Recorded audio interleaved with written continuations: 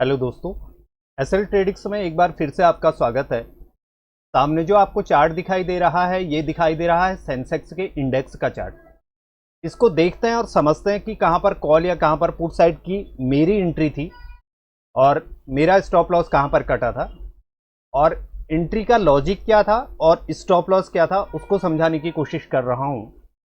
और आ, आप मेरा नुकसान हुआ है क्योंकि साइडवेज मार्केट थी, तो आज मुझे 2 स्टॉप लॉस कटे में और प्रॉफिट होने के बाद भी मैं नुकसान में रहा।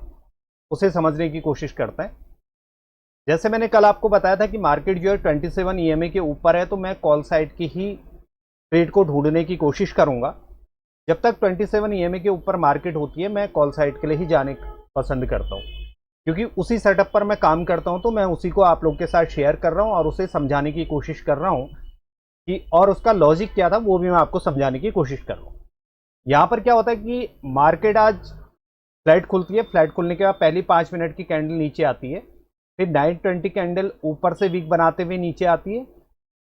ये मार्केट को नीचे को नहीं ला पाती है। ये कैसे पता चलता है मुझे? ये जब मैं ऑप्शन चार्ट खोले रहता हूँ, मैं यहाँ पर सिर्फ इंडेक्स का चार्ट नहीं खोलता, जबकि मैं ट्राई चार्ट खोले रहता हूँ। इस तरह से एक कॉल साइड का चार्ट खोलता हूँ और एक पुट साइड का चार्ट खोलता हूँ और उसमें यह समझने की कोशिश करता हूँ कि किस साइड का बायर एक्टिवेट हो रहा है। मार्केट अगर कॉल साइड को है, मार्केट बुलिश है, तो किस साइड का ट्रेडर जो है वो एक्टिवेट हो रहा है और उस पर मैं एंट्री मारने की कोशिश करता हूँ। सुबह मेरी एंट्री है यहाँ पर, इसके ऊपर की कैंडल के ऊपर जो ऑप्शन चार्ट में बनी थी, मैंने उसके हाई के लेवल का मैंने एक एंट्री के लिए ऑर्डर दिया था, लेकिन वो ऑर्डर मेरा प्लेस नहीं हुआ। वो ऑर्डर प्लेस ना होने के बाद मार्केट क्या थी कि 83,500 से रेजिस्टेंस ले रही थी और बहुत अच्छी कैंडल नीचे को बनी थी। तो मैंने इसलिए इस वाली कैंडल पे एंट्री नहीं मारी। अदरवाइज मैं इस वाली कैंडल पे भी एक ऑर्डर लगा करके रखता, लेकिन मैंने एंट्री नहीं मारी क्योंकि यहाँ पर एक साइकोलॉजिकल लेवल था 83,500 का।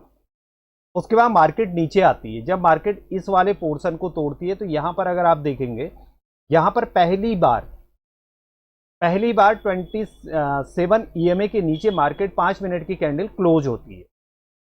उसके बाद 9 ईएमए से रिजेक्शन आता है और मार्केट फिर से नीचे क्लोज होती है, ये वाली कैंडल।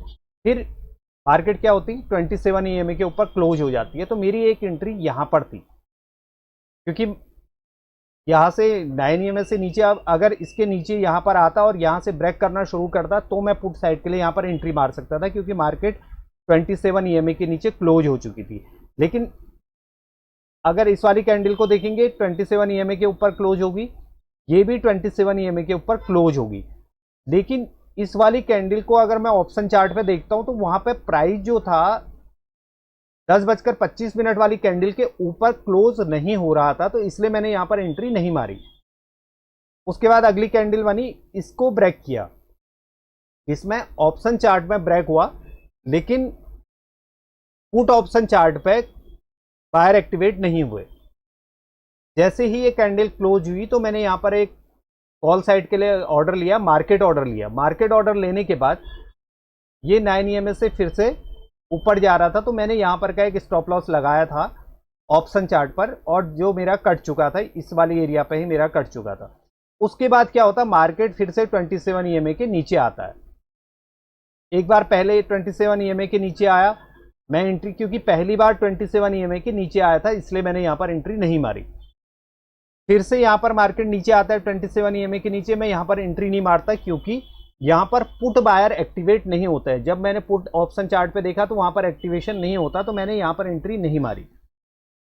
अब तीसरी बार क्या होता है, 27 ईएमए के नीचे कैंडल क्लोज होती है, 10 मिनट तक यहां पर वेट, यहां पर ट्रेडिंग होती है। उसके बाद ये वाली कैंडल 9 ईएमए के बाद नीचे क्लोज होती है, तो मैंने इसके क्लोज होने के बाद 5 मिनट की कैंडल जब क्लोज हुई, यहां पर मैंने एंट्री मारी। एंट्री मारते ही क्या हुआ कि मेरा स्टॉप लॉस फिर से यहां पर कट चुका था। ये 2 स्टॉप लॉस जब मेरे कटे, मैंने फिर उसके बाद टर्मिनल बंद कर दिया था और मैंने आज ट्रेडिंग नहीं की। 3:30 बजे फिर से मैंने देखा और फिर से समझने की कोशिश की कि मैंने गलती कहां पर की। मैं स्कैल्पिंग ट्रेड के लिए अगर जाता, तो मैं प्रॉफिट बुक कर सकता था, उसका कारण यह था स्कैल्पिंग ट्रेड के लिए, जब मैंने 3 बजे यहाँ पर 3 बजे करीब मार्केट को देखा,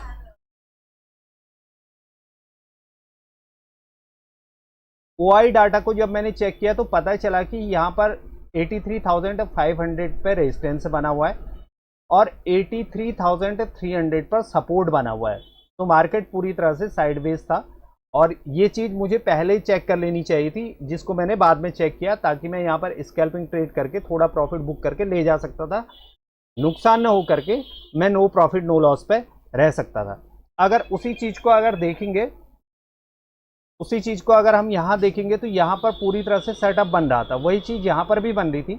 जैसे कल यहाँ पर 27 ईएमए के ऊपर क्लोज होता है, रीचेक करने आता है, ये कैंडल बहुत बड़ी थी, स्टॉप लॉस बड़ा बन रहा था, तो मैंने थोड़ी देर वेट किया। वेट करने के बाद मैंने इस वाली कैंडल पे एंट्री मारी। इसको अभी मैं ऑप्शन चार्ट पे समझाऊंगा तो आप लोग की समझ में आएगा कि मैं किस तरह से यहाँ पर एंट्री मारता हूँ और मेरा लॉजिक क्या होता है। अब मैं सीधे आपको ऑप्शन चार्ट पे लिए चल रहा हूँ और वहाँ पर समझाने की कोशिश कर रहा हूँ। यहाँ पर अगर आप देखेंगे तो मेरी जो एंट्री थी, पहले सुबह एंट्री का क्या होता, मैं यहाँ पर ऑर्डर मैंने लगाया होता, ये इतनी स्पीड से जाता है कि मेरा ऑर्डर यहाँ पर पंच ही नहीं हो पाता और मार्केट ऊपर चले जाता। अगर मुझे यहाँ पर 300 या 301 पे अगर जो भी मैंने ऑर्डर लगाया था वो मुझे मिल गया होता तो यहाँ पर कुछ प्रॉफिट हो जाता। अब अगर आप देखेंगे तो ये 9:25 की जो कैंडल है, ये वाली इंडेक्स चार्ट पे तो नीचे आती है, लेकिन अगर ऑप्शन चार्ट पे अगर आप देखेंगे तो ऑप्शन चार्ट पे नीचे नहीं आती है। ये जो ऑप्शन चार्ट खुला हुआ है, ये खुला हुआ है मेरी 83,300 की कॉल का चार्ट खुला हुआ है ये वाला, और नीचे खुला हुआ है 83,500 की पुट का चार्ट खुला हुआ है। अब यहाँ पर क्या होता है, यहाँ पर मार्केट ये 27 ईएमए के ऊपर क्लोज होती है, तो यहाँ पर प्राइस इसके ऊपर क्लोज नहीं करता है। अब इस पर भी कुछ नहीं होता, यहाँ पर प्राइस इसके ऊपर क्लोज नहीं करता, इसके नीचे ही वीक बन के नीचे आ जाती है। इस वाली कैंडल में अगर आप देखेंगे तो यहाँ पर प्रॉपर तरीके से मार्केट नीचे आने की कोशिश करता है। ये देखिए 10:35 की कैंडल पे अगर आप पुट ऑप्शन में देखेंगे, ये पुट ऑप्शन में देखेंगे तो पुट ऑप्शन में ऑप्शन बायर एक्टिवेट नहीं होता है।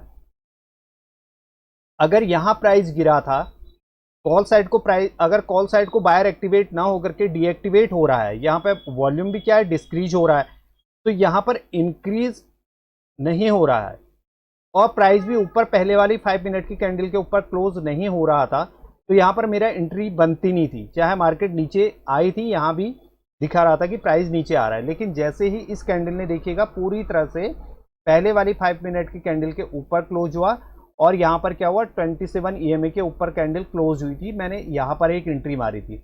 उसके बाद ये 9 ईएमए के ऊपर चल रहा था, तो 9 ईएमए के हिसाब से मैंने अपना जो स्टॉप लॉस लगा दिया था उस कैंडल का लो लगाया और मार्केट यहाँ आई और मार्केट इसको स्टॉप लॉस खा दिया। अब यहाँ पर अगर आप देखेंगे इस वाले एरिया पर ये 27 ईएमए के नीचे आती है, यानी कि 27 ईएमए के 5 मिनट की कैंडल यहाँ पर क्लोज देती है और नीचे स्टॉप लॉस मिल सकते थे। मैंने फिर से इस वाली कैंडल पे, क्यों, एक तो इंक्रीज वॉल्यूम था, यहाँ पर प्रॉपर कैंडल तो नहीं थी, लेकिन फिर भी ये थी कि पहले वाली 5 मिनट की कैंडल के ऊपर कैंडल क्लोज हो गई थी और इंक्रीज वॉल्यूम था किस साइड को, पुट साइड के चार्ट पर। तो मैंने इसके क्लोज होते ही यहाँ पर मैंने एक मार्केट ऑर्डर पे ऑर्डर को पंच किया। पंच करने के बाद यहाँ पर से 326 से मार्केट तो जाता है 372, लेकिन मैं प्रॉफिट बुक नहीं कर पाता हूँ क्योंकि इस तरह की स्पीड पे प्रॉफिट बुक नहीं किया जा सकता। अगर यहाँ पर देखेंगे, यहाँ पर भी अगर मुझे ऑर्डर मिला होगा तो मैं यहाँ पर भी प्रॉफिट बुक नहीं करता हूँ, जबकि मैं यहाँ पर मेरा 30 रुपये का स्टॉप लॉस था, 30 रुपये मुझे प्रॉफिट मिल रहा था, मैंने यहाँ पर नहीं काटा, मैंने यहाँ पर होल्ड किया। होल्ड करने की वजह से क्या हुआ, मुझे यहाँ पर थोड़ा सा नो प्रॉफिट नो लॉस पे यहाँ पर छूट गया। लेकिन यहाँ पर क्या था, यहाँ पर जैसे ही पुट साइड को मैंने 300 मार्केट ऑर्डर पे जो भी ऑर्डर मुझे मिला यहाँ पर लिया, तो मैंने इसी कैंडल का लो 9 ईएमए की कैंडल का, यानी कि ये जो कैंडल है, इस कैंडल के ऊपर अगर कोई कैंडल क्लोज हो जाती तो मैं काट देता। तो मैंने यहाँ पर एक ऑर्डर लगाया था, तो इस वाली कैंडल को अगर आप देखेंगे तो इसने काटा नहीं था, यहाँ पर मेरा स्टॉप लॉस नहीं काटा था। मार्केट ऊपर तो चली गई थी, मुझे लग रहा था कि यहाँ से एक बार मार्केट निकल सकता है, लेकिन मार्केट निकला नहीं, लेकिन उसने मेरा स्टॉप लॉस यहाँ पर काट दिया। जैसे ही स्टॉप लॉस कटा उसके बाद मैंने टर्मिनल को ऑफ कर दिया था और मैंने देखा नहीं। लेकिन 1-1.5 घंटे बाद जब देखा और उसके बाद मैंने OI डाटा को देखा तो पता चला कि यहाँ रेजिस्टेंस बना हुआ है और इस एरिया पर सपोर्ट बना हुआ है। उसके बाद मैंने यहाँ पर कोई ट्रेड आज नहीं लिया। अब कल को अगर कोई प्राइस एक्शन बताएगा कि मुझे कॉल साइड को जाना है या पुट साइड को, मैं अपने सेटअप पर ही काम करूंगा। अपने सेटअप के अलावा मैं दूसरे सेटअप पर अगर मैं काम करने की कोशिश करूंगा तो मुझे नुकसान होगा। मुझे पता है कि यहाँ पर से ठीक है, मैंने यहाँ पर से प्रॉफिट बुक नहीं कर पाया, ये मेरी गलती है। मैं यहाँ पर से जो भी मुझे 20-30 पॉइंट मिल रहे थे, मैं वो स्कैल्पिंग ट्रेड नहीं ले पाया, स्कैल्पिंग के पे बाहर नहीं आ पाया, तो वो मेरी गलती है। मैं अपनी गलती से मेरा स्टॉप लॉस कटा हुआ है, लेकिन मेरे सेटअप के हिसाब से मेरा स्टॉप लॉस यहाँ पर नहीं कटा था। जब ये कैंडल यहाँ पर क्लोज हो गई थी तो मुझे यहीं पर बाहर अगर मैं आ जाता तो भी मुझे नुकसान नहीं होता, ज़्यादा नुकसान नहीं होता। जैसे ये मान के चलिए मेरी एंट्री अगर बाई चांस 325 पर थी और मेरा स्टॉप लॉस 309 होता, जबकि मेरा स्टॉप लॉस कितना बना था 302, यानी कि 7 पॉइंट एक्स्ट्रा मैंने यहाँ पर दिए हैं। मैंने जब इस हिसाब से एंट्री मारी थी तो मैंने स्टॉप लॉस अपना यहीं पर रखा था और ये स्टॉप लॉस मेरा कटा और मैं स्टॉप लॉस के बाद बाहर आ गया था। तो कल भी यही सेटअप था।